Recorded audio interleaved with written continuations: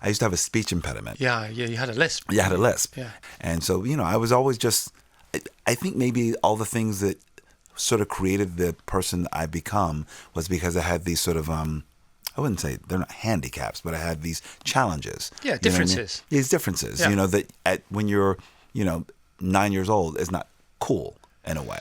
No, it's not cool, but being different is really cool. It's you just don't realize it at You the don't time. realize it when you're a kid. The coolest thing ever. You want to be like everyone else. Listen, Yeah. I had a name Colman Domingo. I didn't even want my name.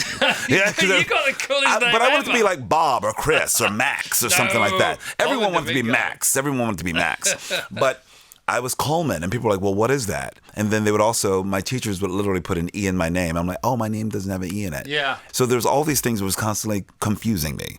And it then made me very insular. And I thought very much someone who was shy and someone who just sort of stayed.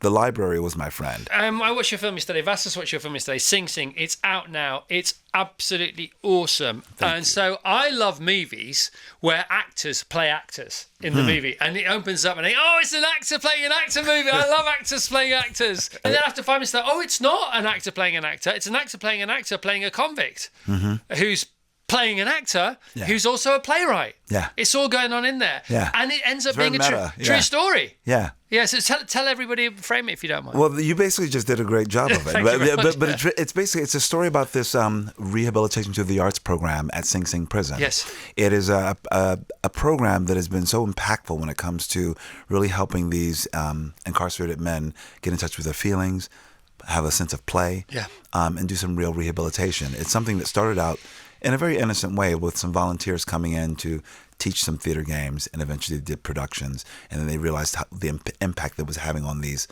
members who became a part of this group. So much so that in the United States, there's not many of these programs, but there's a less than 3% recidivism rate, meaning that less than 3% of people who go through this program, when they get out of prison, come back, compared to 60% nationwide. Yeah. So it's something that really has been working. So this is distilled down into a story about brotherhood and just about these two guys.